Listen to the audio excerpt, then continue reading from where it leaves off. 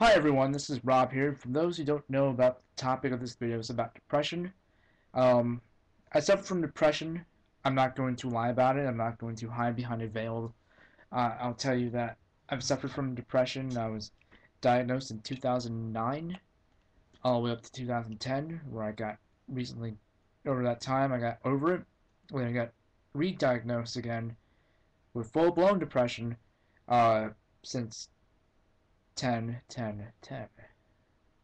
It's been almost over 2 years now since the event that happened that caused my erratic depression to go through the fucking roof. I will tell you what happened, and I will tell you what this type of depression caused me to do. A lot of people, they don't see the fact that depression's out there, that they think that it's a joke, that there's no way this person can be depressed. I didn't feel depressed, you know, you know, um, they're not depressed. Why am I not feeling depressed about this? It's this common mentality of everyone out there. See, what happened to me when I was back in October 10th, 2010. I was walking with a friend of mine, and stop me if you heard this before, but this was the robbery that happened against me. I was a victim of a robbery at gunpoint from two gang members, and I made such an erratic video that I've actually kept it for a friend because he liked it so funny. Oh, he liked it because it was really funny to him. I don't know why, because he probably finds my attitude a fucking hilarious fucking snooze job. I don't know. But we're talking, me and him were talking, and we just got up there, and these two guys came up in their car, and they held me at gunpoint. I had a 9mm revolver, not a revolver, but 9mm pistol, hand pistol, right on my arm. Uh, my friend, on the other hand, had I think, a 337 caliber uh, revolver pointed at him. It scared the crap out of him, but it pissed me off the most. But it also scared me a lot more because I thought I was going to be victimized again, and I still have those flashbacks. I'm doing that as a positive light so that I can show you it caused, what it caused afterwards. When I was diagnosed with depression back in '09, it was mostly because of things like, you know, not having a job, not being able to get a job, being pressured by other family members to find a job in a really shitty economy where every place was either full of people or not fully staffed. A lot of the times when people think that, your depression isn't anything, and I'm like, no, it is something. Um, finally went to a doctor due to my mom's wishes. She was like, you know what, you gotta get a doctor, and then after this, you gotta try to find a job. I'm like, okay. But while I was at the doctor, I took some time, and I really didn't like my doctor, because to me, all he was doing was prescribing medication, but not actually showing me any steps or anything. He was just a real piece of shit. Um, because for some reason there's no way to get over depression for him except for using Celexa, and I got myself cleaned off of that since 2010. Um,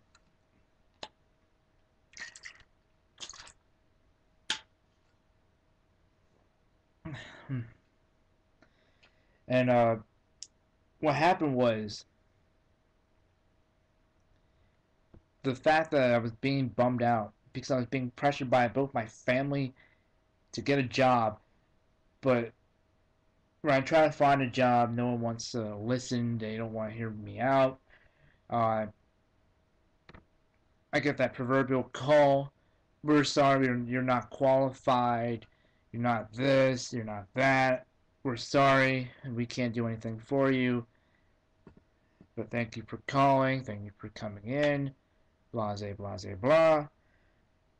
that sort of thing, and that put me in such a bad spot because I was being yelled at, and I kept on arguing back with my parents about how it's so difficult to find a job, and yet they're acting like there's no such thing as difficulty of finding a job, but at that time there was.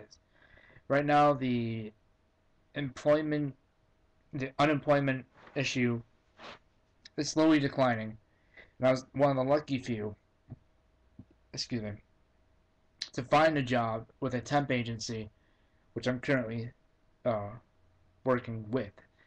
Um, no, I don't work as one of their recruiters or whatever.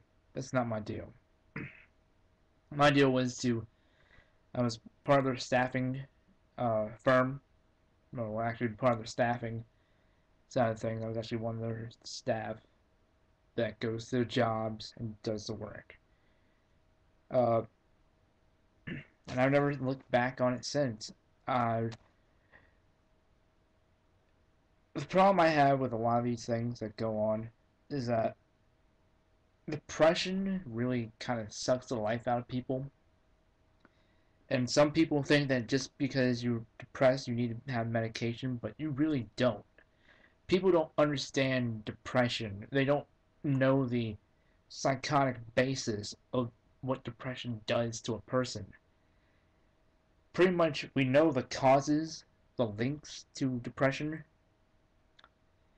particularly when it comes to chemicals in the brain, but we cannot go out there and use individual case by case basis to find out what approach would work with who. Um, a lot of the time, when you think of people who have depression, most people picture the kid who's sitting in school wearing all black, writing poetry and drinking coffee and at nighttime.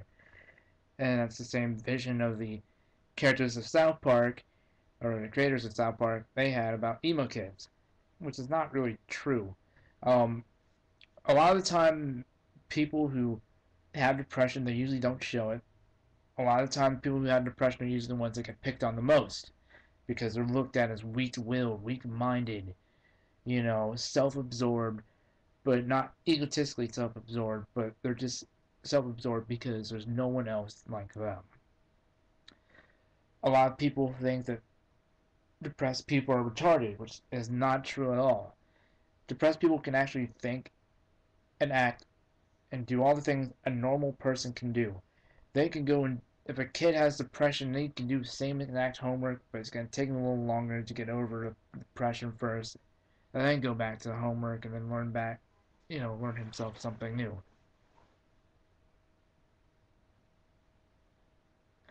What people need to know is that depression, it really does suck the life out of you. It could cause dates to go sour. Um, it could turn you into a fucking monster.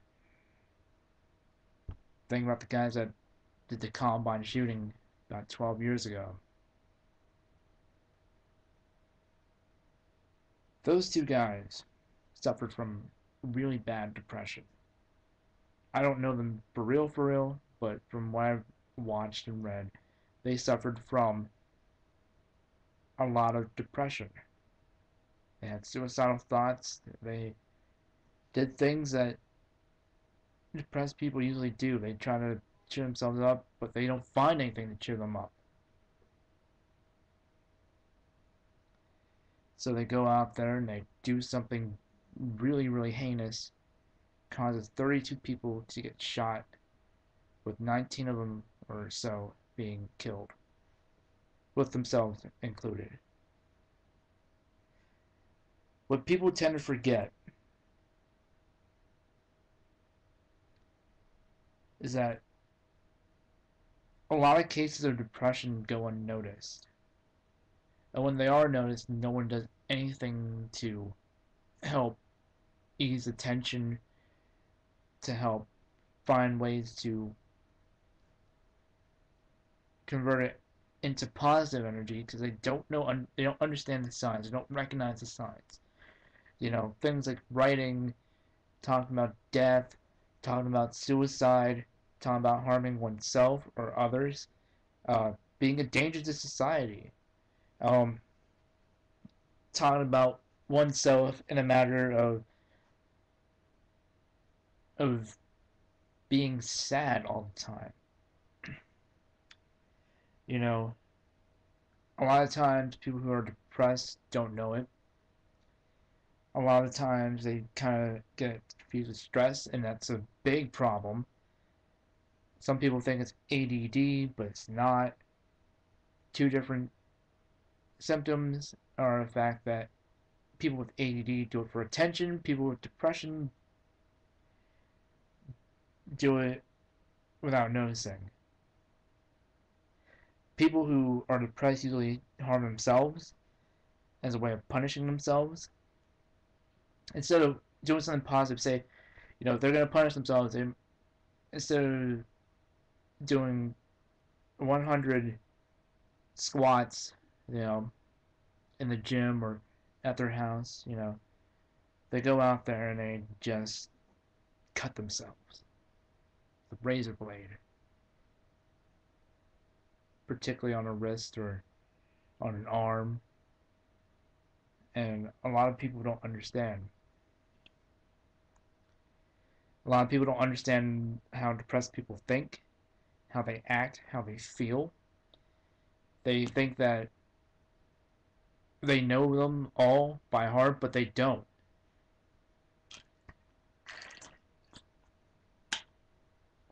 Depression is a real serious problem. A lot of people have it. They just don't know. Many people try to find many vices for it. One of them being drugs. One of them being alcohol. One of them being religion. All of those can be very dangerous to anyone who's depressed, have suicidal thoughts, or whatever. Those things are vices and crutches that would pretty much cripple them more than actually help them.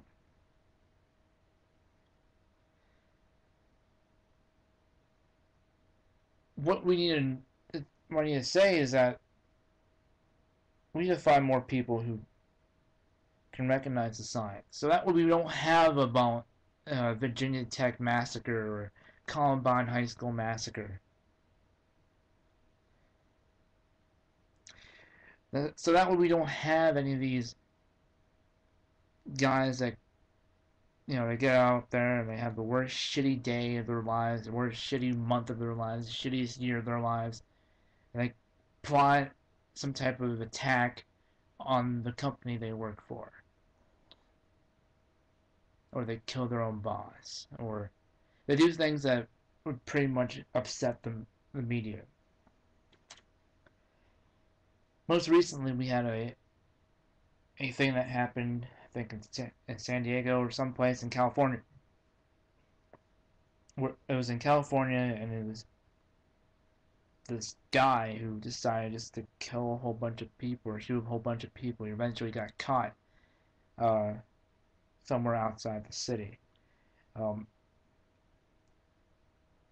and they questioned him and all sorts of things. And he's now considered a flight risk. He's also considered a danger to society. A lot of times people don't recognize depression. They think that it's a joke. It's not. Depression will lead to things like Columbine. It will. Video games are not the problem, because believe it or not, I play video games and I have depression, but for me, video games is fun. It equals fun. It doesn't matter if it's violent or non-violent. It can be Tetris, and I find it fun. It cures the common boredom and some depression because you're learning things about yourself. You know, and a lot of times when people they try to teach what depression is and how it's caused and the links to it, I just need to do some little research. I'm going to give you some advice. Anytime you see a kid being bullied at a school or at a home or at the park, that kid may get depression. He may succumb himself to depression. If if it's someone at work and he feels like he's being trampled on by his big boss, who doesn't know two shits and a fuck about business or how to run a business, he could be suffering from depression. Maybe the guy that's sitting next to you at your job who has a kid and two jobs and a girlfriend who they're trying to make ends meet, but some guy's trying to take their spot. That could be a way of getting depressed. You need to understand the signs, the warning signs, the symptoms of depression, and you need to understand that one, anyone who has depression is not alone. You have a friend right next to you. If you have a dog, go for a walk. Better yet, go to a place that you can do exercise, or just do push-ups or something. Don't fall down to your little vices of drugs and alcohol and or religion. Don't go out there and try to hit rock bottom.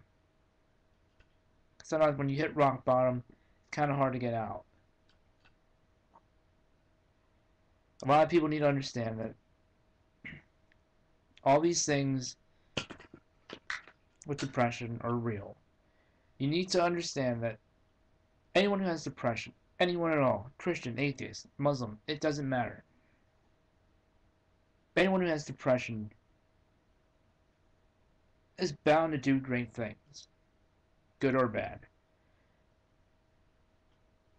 And it's our way to make sure we curb that negative energy into something positive. Well, thank you for watching my video. I think I wasted 17 minutes of your boring life. Peace out.